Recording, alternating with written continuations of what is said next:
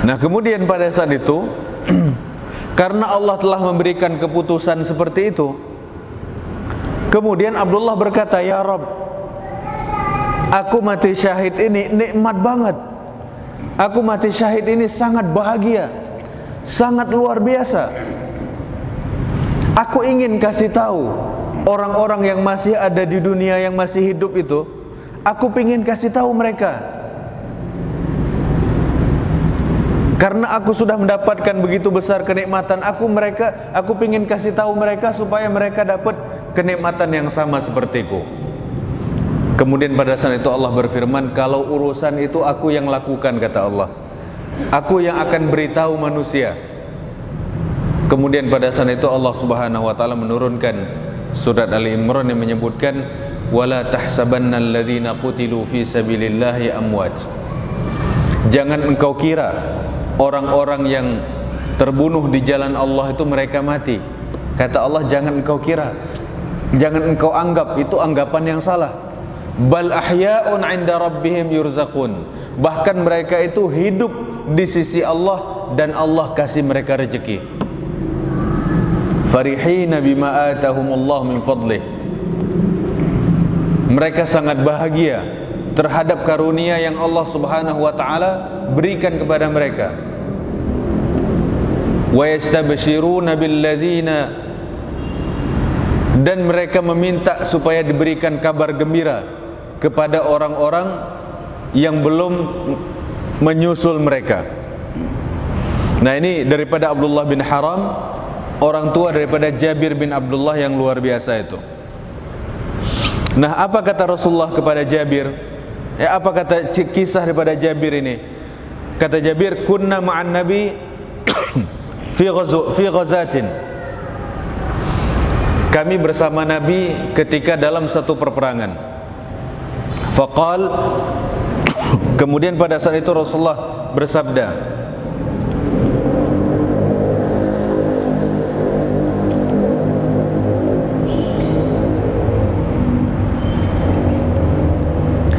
"Inna bil Madinah la rijalan." Sesungguhnya di Madinah itu ada orang-orang, masirtum masiran, setiap kalian melakukan perjalanan, wala qata'tum wadiyan, atau kalian melalui lembah, illa kanu ma'akum,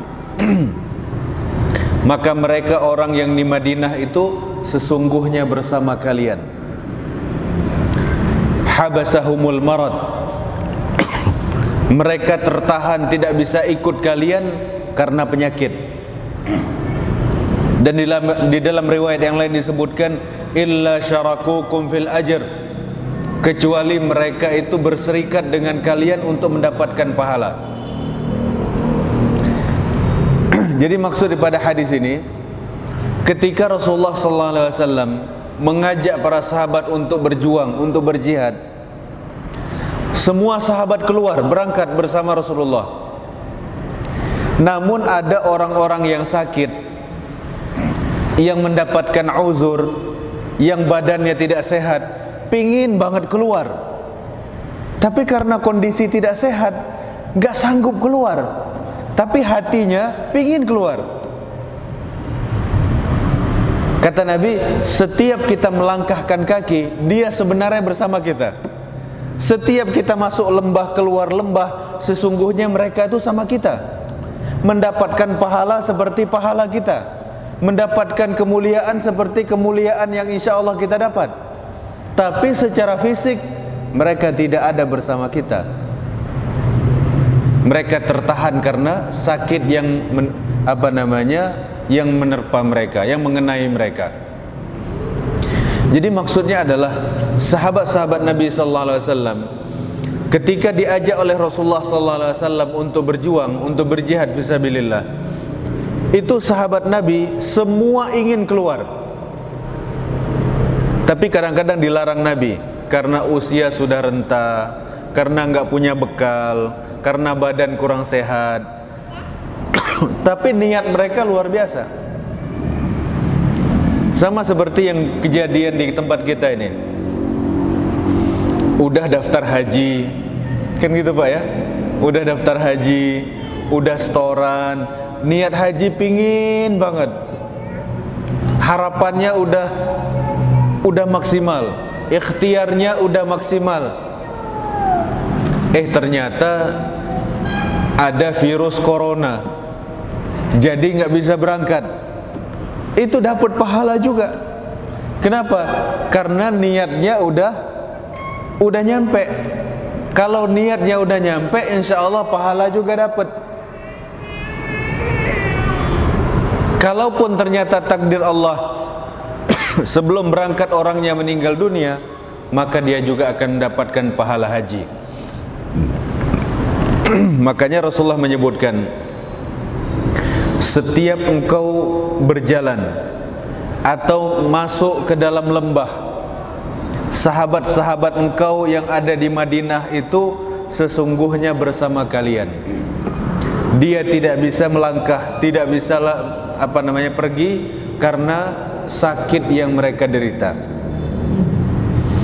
Maka jemaah sekalian dirahmati Allah pun, kita pun bisa seperti itu. Barangkali ada orang-orang yang diuji Allah dengan berbagai macam ujian, dengan berbagai macam sakit. Pingin banget gotong royong bangun masjid. Ya, Masjid An-Nahl ini. Pingin banget rasanya gotong royong. Lihat teman-teman pada ikut gotong royong, pada ngaduk semen, pada ya semua urun rembuk, rasanya pingin banget. Tapi apa daya badan kurang sehat, cuman bisa pingin, cuman punya niat dalam hati. Tapi kata Rasulullah, kalau engkau punya niat ketika orang berbuat kebaikan dan dalam hatimu engkau ingin melakukan kebaikan tersebut, maka engkau akan mendapatkan pahala itu. Kita tidak ikut, tapi kita dapat pahalanya. Kita tidak terjun, tapi kita dapat pahalanya. Kenapa? Karena di dalam hati kita ada keinginan yang kuat untuk melakukan ibadah tersebut.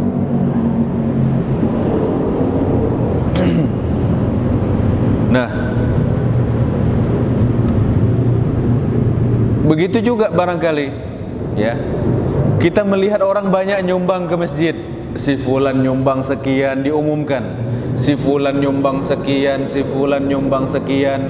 Segala macam kita dengar orang menyumbang dalam jumlah yang besar. Cuman kondisinya kita lagi nggak punya duit. Pingin dalam hati, ya Allah kalau ada uang rasanya pingin nyumbang. Karena niat yang sungguh-sungguh tadi, hati yang sungguh-sungguh ingin beribadah tadi, kita mendapatkan pahala kebaikannya. Makanya sungguh rugi orang Islam kalau nggak punya duit, niat pun nggak punya. Ya. Jadi walaupun nggak punya duit, minimal niat harus ada. Kadang-kadang nih, misalnya ada masjid tertentu sampai pasang drum di tengah jalan, pasang jaring. Kita lewat, ya Allah, kasihan panitia masjid ini, ngumpulin sumbangan dan lain sebagainya. Kalau ada duit saya bangun ini, ya. Kan yang penting nih, niat dulu. Jadi karena niat itulah, barangkali satu hari nanti Allah buka pintu itu. Siapa tahu? Allah Karim, Allah Maha mampu segalanya. Hari ini mungkin tidak mampu, mungkin besok kita dimampukan Allah, siapa yang tahu? Tapi kita sudah punya niat dalam hati kita, keinginan untuk beramal soleh, keinginan untuk partisipasi di dalam kebaikan-kebaikan yang dilakukan oleh kaum muslimin. Nah, jadi bahwasanya setiap muslim harus memiliki niat yang baik. Walaupun kita secara pribadi tidak sanggup untuk melakukan itu, tapi kita dapat memperoleh pahala dengan adanya kesungguhan, keikhlasan hati dan niat yang baik yang ada di dalam dada kita masing-masing. Nah, kemudian kita lihat lagi di dalam hadis yang diriwayatkan oleh Imam Al-Bukhari dari Anas bin Malik radhiyallahu anhu, dia berkata, "Raja'na min ghazwati Tabuk ma'an Nabi sallallahu alaihi wasallam." Kata Anas, kami pulang dari perang Tabuk. Tabuk ini Pak, dari Madinah itu kira-kira 700 sampai 800 kilo Pak. Ya, 700 kilo jauh apa enggak? Jauh ya. 700 kilo nyampe mana? Surabaya? Jawa Timur ya? 700 kilo. 700 kilo kalau kita naik mobil mungkin dari pagi sore udah nyampe. Kalau tol terus seperti sekarang ini. Tapi di zaman Nabi ini naik kendaraan, naik unta, naik kuda, dan jalan kaki Pak. 700 kilo jalan kaki coba. Masih mending kalau seperti kita ini, banyak pohon-pohonnya, banyak air-airnya. Tapi di sana, dan perang Tabuk ini terjadi di musim panas. Cuaca sangat panas. Dan pada saat itu sahabat-sahabat pingin, banyak sekali yang pingin ikut. Tapi kata Rasulullah, kamu jangan ikut. Sampai mohon-mohon, sampai nangis pingin ikut. Ya, kayak kita pingin pergi rekreasi. Padahal ini resikonya mati syahid, ini orang bisa meninggal. Ini bukan mau pergi rekreasi ini. Bukan mau pergi haji nih, bukan mau pergi umroh nih, bukan, pergi berjihad. Nah, kemudian kata Rasulullah, kata Anas bin Malik menceritakan, kami pulang dari perang Tabuk bersama Rasulullah. Kemudian Rasulullah menyebutkan, inna aqwaman khalfana bil Madinah, sesungguhnya ada kaum, ada sekelompok orang di Madinah itu, di belakang kita, ma salakna sya'ban, tidaklah kita melalui perkampungan, wala wadiyan, dan tidaklah kita masuk ke dalam lembah, illa wahum ma'ana, sesungguhnya mereka yang enggak jadi berangkat itu, mereka bersama kita. Habasahumul uzar, mereka tertahan karena uzur. Tapi karena keinginan yang kuat, hatinya pingin ikut, tapi karena uzur tidak bisa berangkat, Allah subhanahu wa ta'ala memberikan kepada mereka pahala jihad. Kata Rasulullah, sesungguhnya mereka itu bersama kita, cuman kita nggak bisa berangkat. Cuman mereka nggak bisa berangkat karena mereka menderita sakit. Nah, ini lagi kita lihat, sungguhnya perang Tabuk itu perang yang sungguh luar biasa, dalam kondisi yang sangat berat. Dan bahkan pada saat itu tidak banyak orang yang punya kendaraan. Ada satu kendaraan itu kongsi, apa namanya, patungan bertiga. Misalnya naik kuda, ini satu kuda buat 3 orang. Kalau dinaikin bertiga mati kudanya. Kudanya juga nggak kuat karena panas. Terakhir apa yang dilakukan? Gantian 1 kilo, udah giliran kamu 1 kilo, yang lainnya yang 2 orang jalan, naik dia 1 kilo. Nanti setelah 1 kilo, giliran kawannya yang 2 tadi, naik lagi 1 kilo. Jadi setiap orang jalan 3 kilo, kemudian bergantian dengan kawannya. Begitu caranya Pak, gantian.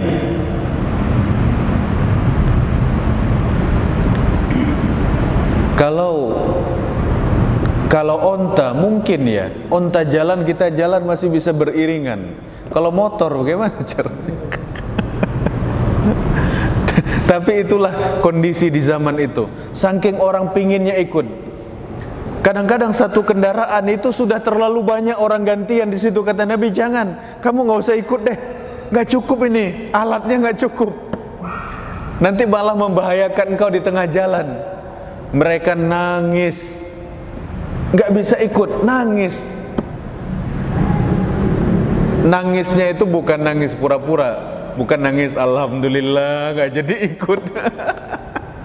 Bukan, tapi dalam hati mereka, ya Allah, kenapa aku nggak dapat kesempatan ini? Kesungguhan niatnya inilah yang dijadikan sebagai pelajaran bagi umat ini, bahwasanya kaum muslimin punya cita-cita yang tinggi, punya semangat yang tinggi, punya harapan yang tinggi untuk kemajuan umat. Maka kita harus punya niat yang baik. Bagaimana caranya umat ini kita majukan, kita buat dia berjaya, kita kembalikan kejayaan umat dengan berbagai macam cara, meskipun hanya baru ada niat yang baik dalam hati kita. Nah, ini hadis yang keempat. Kemudian hadis yang kelima, hadis daripada Abu Yazid Ma'an bin Yazid bin Akhnas. Kata Imam Nawawi, huwa wa abuhu wa jadduhu sahabiyun. Dia bapaknya dan kakeknya semua sahabat Nabi. Masya Allah, semua masuk Islam. Jadi kata Imam Nawawi, dia, bapaknya dan kakeknya semua sahabat Nabi. Kemudian dikatakan, kana Abi Yazid akhraja dananir yatasaddaq biha. Kata Abu Yazid, bapakku punya uang dinar dan dia mau sedekahkan. Fawada'aha 'inda rajulin fil masjid. Lalu dia ambil uang dinar itu, dia taruh di masjid. Faji'tu akhaztuha fa'ataituha biha. Kemudian karena uang dinar itu ditaruh di masjid, aku ambil. Kata anaknya ini, bapaknya sedekah, anaknya yang ngambil. Kemudian faqal wallahi ma iyyaka aradtu. Kata bapaknya, demi Allah, saya tidak mau tujuan saya, niat saya bukan sedekah sama kamu katanya, tapi saya mau sedekah sama orang masjid. Fa khasamtuhu ila Rasulillah. Nah, anaknya juga butuh duit. Dia bilang, kemudian karena anaknya juga butuh duit, kata, kan udah bapak kasih. Kata bapaknya, iya memang saya mau kasih, tapi bukan untuk kamu katanya. Makanya saya taruh di masjid. Kalau saya niat kasih untuk kamu, saya kasih di rumah aja katanya. Karena orang dulu Pak, kalau sedekah itu malam-malam. Nah dulu Masjid Nabawi ini kan pakai apa namanya, nggak pakai keramik gini, sholatnya di atas pasir, dan orang-orang itu bawa sandal, bawa sepatu ke dalam masjid. Yang penting nggak ada najisnya, dibawalah ke masjid. Nah biasanya di masjid itu banyak orang-orang ibadah, orang sholat malam, orang macam-macam banyak. Nah mereka pada saat sholat sandalnya dibuka, kadang-kadang ada yang dibuka, sandalnya ditaruh di sampingnya. Nah orang yang mau sedekah ini biasanya ngambil uang, ditaruh di dalam sepatu orang yang lagi sholat. Orang lagi ruku, lagi sujud gitu, nggak ngelihat siapa yang ngasih, ditaruh 2 dinar, taruh 1 dinar, taruh. Lumayan 1 dinar 3 juta Pak, ya. Nah begitu dia taruh-taruh, pada saat itu nggak ada lampunya juga, gelap, nggak tahu itu entah siapa, entah anaknya, entah bukan, entah saudaranya, entah bukan, entah tetangganya, entah bukan, pokoknya yang lagi sholat ditaruh tuh duit. Pagi-pagi anaknya girang banget, dia cerita sama bapaknya, Pak, alhamdulillah katanya, tadi malam ada orang ngasih duit katanya. Tadi malam ada orang ngasih duit. Kata bapaknya, astagfirullahalazim katanya, iya saya memang kasih duit, tapi bukan untuk kamu katanya, saya mau kasih orang-orang di masjid. Oh kata anaknya, nggak bisa, ini udah dikasih, udah milik saya nih, kata anaknya begitu. Kemudian dilaporlah kepada Nabi. Ini panjang ceritanya, sampai dia datang kepada Nabi segala. Rasulullah, bapak saya mau sedekah katanya, dia sedekah di masjid, ternyata yang terima aku. Kata bapakku, itu bukan untuk kamu katanya, untuk orang di masjid, tapi ini kan ini udah saya terima dan saya butuh duit, kata anaknya. Kemudian kata Rasulullah, wahai sang ayah, niat kamu beramal soleh itu udah dapat pahalanya, walaupun yang menerima itu anakmu. Wahai kamu sang anak, sesungguhnya engkau berhak mendapatkan itu, karena memang engkau telah diberikan uang tersebut. Jadi walaupun yang nerima anaknya tanpa sengaja, tapi karena niat sedekah tadi sudah dapat pahala juga.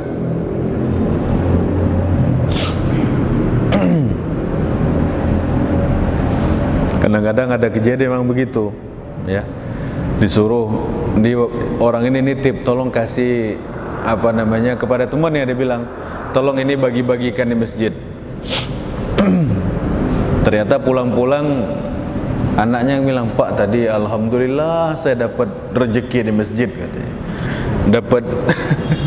Dapat uang, katanya, dibagi-bagi orang. Kata bapaknya, astagfirullah.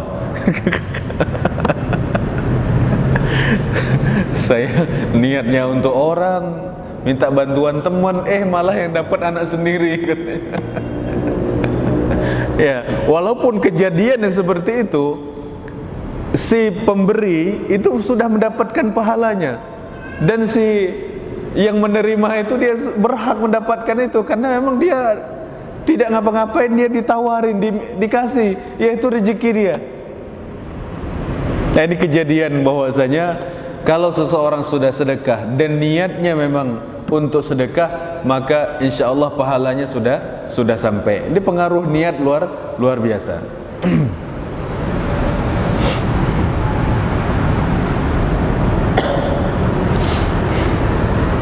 Nah, kemudian hadis yang ke-6 daripada Riyadhus Shalihin, bab niat ini, hadis yang ke-6 adalah hadis yang sangat populer. Hadis Abu Ishaq Sa'ad bin Abi Waqqas. Sa'ad bin Abi Waqqas, Malik bin Uhaib bin Abdul Manaf bin Zuhra bin Kilab. Jadi nasab daripada Sa'ad bin Abi Waqqas ini bersambung dengan nasab Nabi Muhammad sallallahu alaihi wasallam. Dia termasuk 10 orang yang dijanjikan Allah masuk surga. Nah, kemudian laghabi minal waja' ma tara. Wahai Rasulullah, aku ini sudah menderita sakit yang cukup parah, dan engkau sudah melihat sakitku ini. Kemudian kata beliau, wa ana dzumal, sedangkan aku ini hartaku banyak. Wala yarithuni illa ibnatun li, dan aku tidak punya ahli waris kecuali satu orang anak perempuan. Kemudian kata beliau, afa atasaddaq bi sulusai mali. Wahai Rasulullah, boleh tidak aku bersedekah dengan 2/3 hartaku?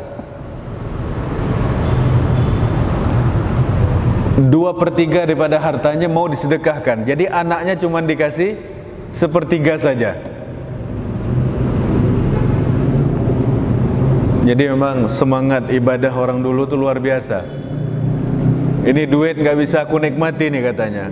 Capek aku cari, nggak bisa aku nikmati. Ya sudahlah, buat anakku sebagian, yang lebih besar lagi untuk aku tabung di akhirat. Tapi sebelum itu beliau bertanya dulu, wahai Rasulullah, boleh nggak aku melakukan ini? 2/3-nya aku sedekahkan. Kemudian kata Nabi, faqala la, nggak boleh. Kata Nabi, nggak boleh. Faqultu fasyatru ya Rasulullah. Kalau nggak boleh 2/3, kalau setengahnya aja gimana wahai Rasulullah? Kalau tadi 75%, sekarang diminta 50% aja deh wahai Rasulullah. Jadi setengahnya 50% buat anakku, 50% aku sedekahkan. Kata Nabi, faqala la, nggak boleh, kata Nabi, 50%. Qultu, aku bertanya lagi, fasulusu ya Rasulullah, boleh nggak 1/3-nya wahai Rasulullah aku sedekahkan, sisanya aku tinggalkan? Kemudian kata Nabi, as-sulus, boleh 1/3. Was-sulusu katsir, dan 1/3 itu udah paling banyak. au kabir, atau itu udah paling besar. Innaka antadhar warathataka aghniya khairun min antadharhum alatan yatakaffafuna an-nas. Kata Nabi, engkau meninggalkan anak keturunanmu dalam kondisi berkecukupan itu lebih baik, kata Nabi, daripada engkau meninggalkan mereka di dalam keadaan miskin, kemudian mereka nanti minta-minta untuk mempertahankan hidup. Lebih baik meninggalkan anak keturunan dalam kondisi cukup daripada meninggalkan mereka dalam kondisi yang tidak berkecukupan. Kemudian Rasulullah menyebutkan, wa innaka lan tunfiq nafaqatan tabtaghi biha wajhullah. Sesungguhnya engkau membelanjakan uang, berinfak untuk mengharapkan ridha Allah, illa ujirta 'alaiha, engkau akan mendapatkan pahalanya. Hatta ma taj'alu fi imra'atik, meskipun nafkah tersebut yang kau berikan kepada istrimu. Ya. Jadi uang belanja itu nafkah, dan itu ada pahalanya itu, Pak. Capek cari duit, Pak, ya? Capek. Orang menikah coba, ada yang 5 tahun, ada yang 10 tahun, ada yang 20 tahun, ada yang 30 tahun. Itu kerja terus buat kasih makan anak istrinya. Itu ada pahalanya? Enggak ada. Enggak gampang cari duit. Ya. Susah cari duit itu. Tiba-tiba datang ke rumah, Pak, duit. Enak banget dia minta. Minta ini, minta itu. Tapi ini orang yang berjuang, peras keringat, banting tulang, kepala pening untuk cari nafkah. Itu tidak berjalan, tidak berlalu begitu saja uang itu. Tidak berlalu begitu saja beras-beras yang sudah dibeli itu. Semua ada hitungan pahalanya. Ya, makanya kata Nabi, apapun yang engkau belanjakan, yang engkau nafkahkan, yang engkau infakkan, itu ada pahalanya, kata Nabi. Walaupun apa yang engkau berikan kepada istrimu, walaupun sesuap nasi yang engkau berikan kepada, yang engkau suap ke mulut istrimu. Sampai Nabi menyebutkan begitu. Ya. Jadi boleh nih menyuapi istri, boleh. Kata Nabi dalam hadis ini, ya, tidak ada yang engkau nafkahkan, yang engkau infakkan, kecuali engkau mendapatkan pahalanya, meskipun sesuap nasi yang engkau suap ke mulut istrimu, ada nilai pahalanya.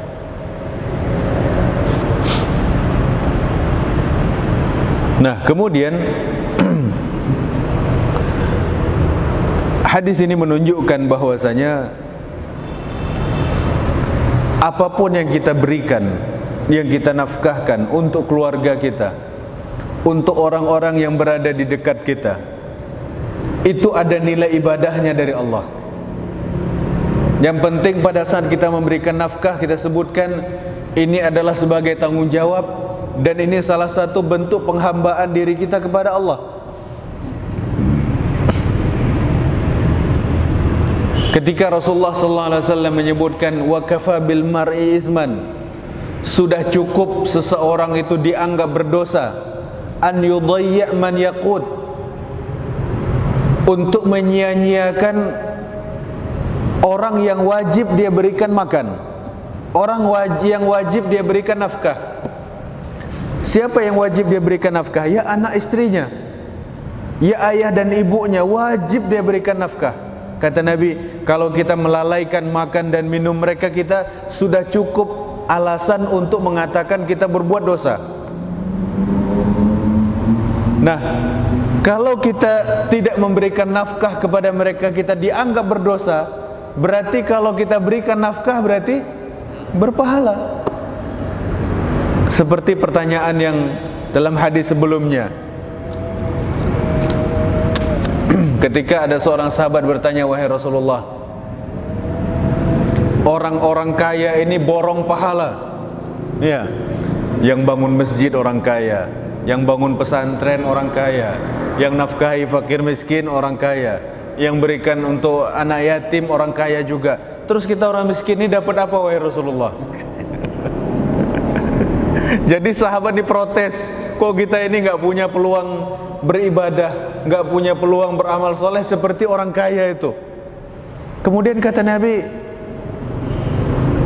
sesungguhnya tahmid itu sedekah.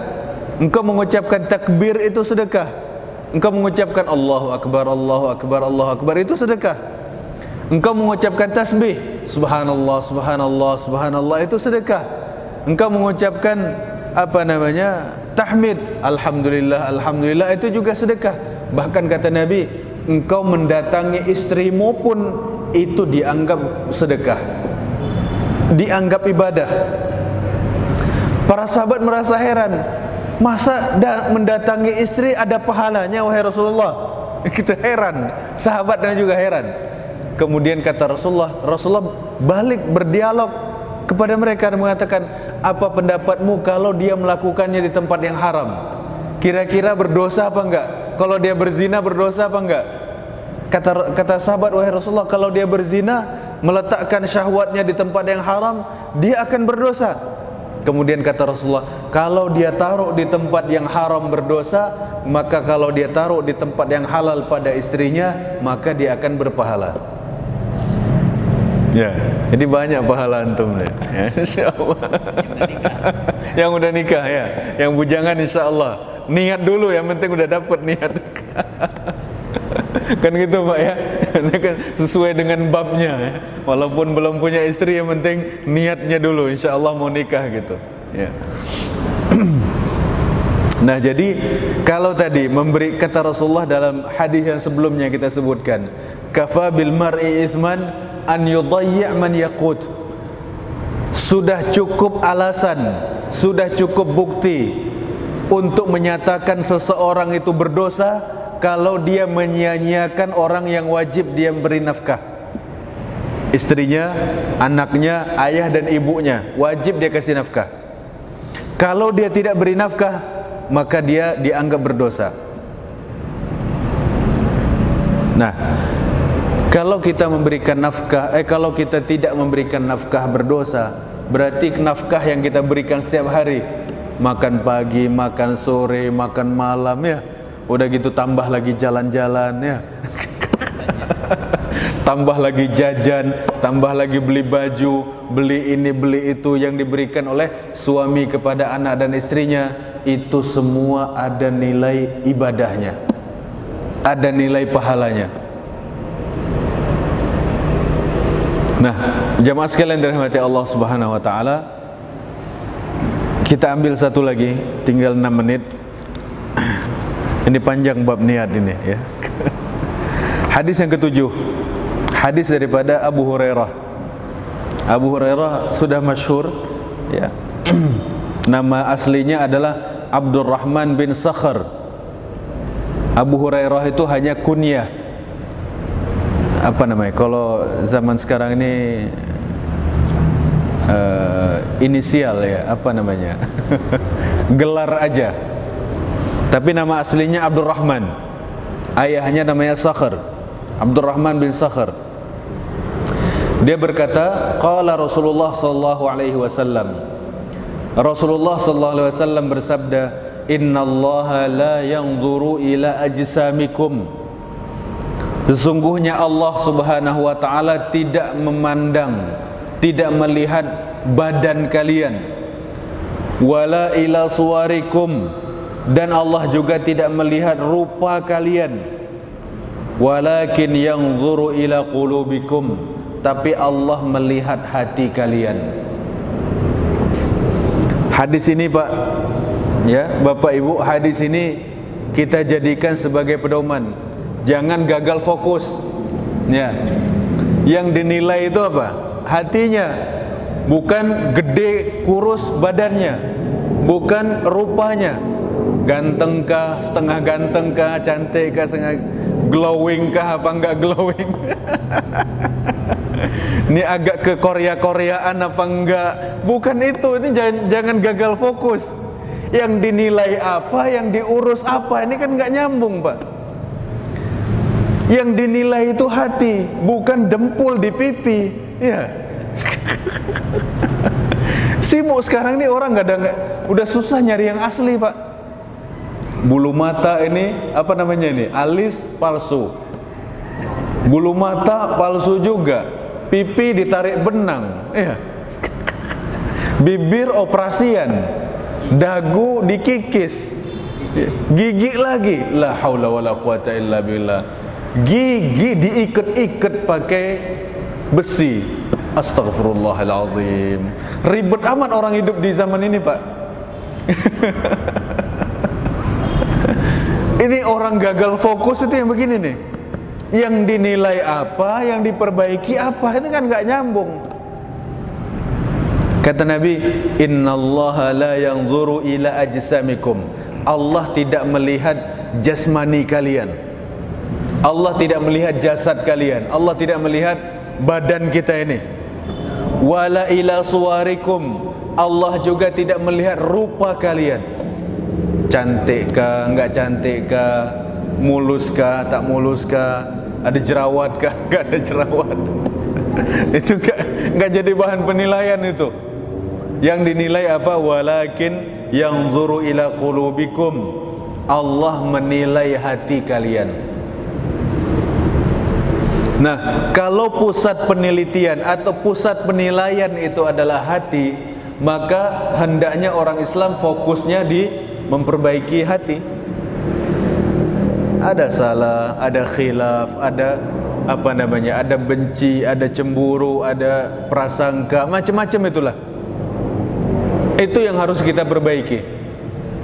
Bukan apa namanya fisik.